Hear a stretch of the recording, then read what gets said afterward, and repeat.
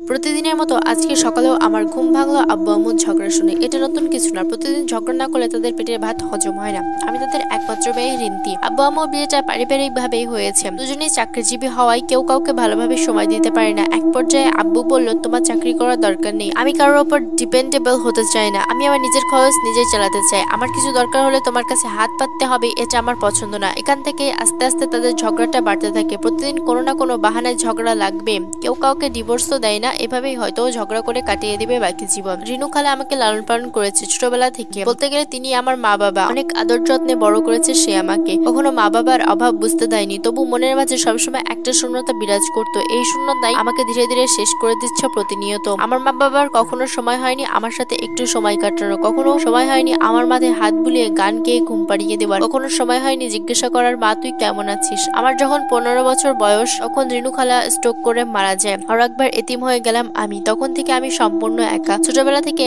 এসব দেখতে দেখতে অভ্যাস হয়ে গিয়েছে। একটা সময় খুব কান্না করতাম, এমনও হতো সারাদিন কান্না করে কাটিয়ে দিয়েছি। ভাবতাম আমার মা বাবা অন্য সব মা বাবার মতো হলো না কেন, আমাকে যদি দরকার নাই ছিল তাহলে জন্ম দিয়েছিল কেন। রাতের পর রাত বাইরে কাটিয়ে দিতাম। ঘুমন্ত শহরে হেঁটে বেড়াতে খুব ভালো লাগতো। আমার ভিতরে শূন্যতা দূর করার একমাত্র উপায় আমার মৃত্যু, কিন্তু সুইসাইড করার সাহস নেই আমার। অনেকবার চেষ্টা করেও ব্যর্থ হয়েছি। মনে হয় কোনো অদৃশ্য শক্তি বারবার আমাকে বাঁচিয়ে নেয়। আজ বাড়িতে কেউ নেই, মা বাবা দুজনে অফিসের কাজে দেশের বাইরে গেছে। যাওয়ার আগে আব্বু আমাকে শুধু বলেছিল, আমরা কয়েকদিনের জন্য দেশের বাইরে যাব, তুমি নিজের খেয়াল রেখো। এতটুকুতেই তার দায়িত্ব শেষ। আমি তার কথার কোনো উত্তর দিলাম না, চলে গেল সে। রাত প্রায় 1টা। আমি ছাদে দোলনায় বসে দোল খাচ্ছি আর গুনগুন করে গান গাচ্ছি। হঠাৎ মনে হলো কেউ পেছন থেকে দোলনা ধাক্কা দিচ্ছে আর আমার সাথে সুর মিলিয়ে গান গাইছে। আমি চুপ হয়ে গেলাম, বোঝার চেষ্টা করলাম আশেপাশে কারো অস্তিত্ব আছে কিনা। চারিদিক ভালো করে পর্যবেক্ষণ করে কিছুই পেলাম না। আমি জিন ভূত এসবে বিশ্বাস করি না, তাই মনের ভুল ভেবে আবার গান গাওয়া শুরু করলাম। বাহ, আপনার গলা তো বেশ মিষ্টি। এবার খুব ভয় পেয়ে গেলাম, দ্রুত পেছনে তাকিয়ে দেখলাম কেউ নেই। আমি স্পষ্ট শুনেছি একটা পুরুষ কণ্ঠ, আমাকে আপনি দেখতে পাবেন না, দেখলে প্রেমে পড়ে যাবেন। আপনি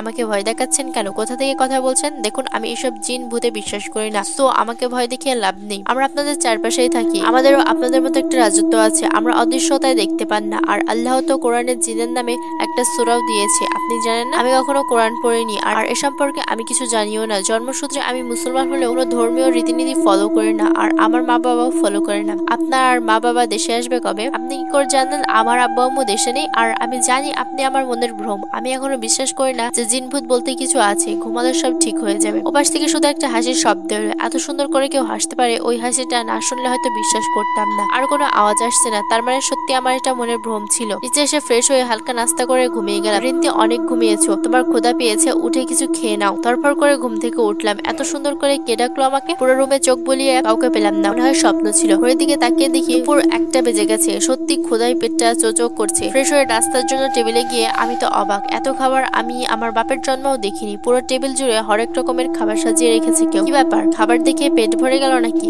আর কত তাকিয়ে থাকবেন, এবার শুরু করেন। রাতে সে কণ্ঠটা আবার শুনতে পাচ্ছি। এখন তো চোখে ঘুমও নেই, মাথাও ঠিক আছে, নেশাও করি নাই। তারপরে সত্যি সত্যি কাল রাতে আমি জিনের সাথে কথা বলেছিলাম আর এখনো সে আমার আশেপাশেই আছে। বাবা গো, এখন আমি কি করব? কই যাব? দৌড়ে পালিয়ে যাব নাকি? না, এটা বুঝতে দেওয়া যাবে না। আমি ভয় পাচ্ছি, তাহলে ইজ্জত থাকবে না। আরে ভয় পাচ্ছেন কেন? আপনি তো জিন ভূতে বিশ্বাসই করেন না। হা হা হা। এই আপনি এভাবে হাসবেন না। আর কে বললো আমি ভয় পাচ্ছি?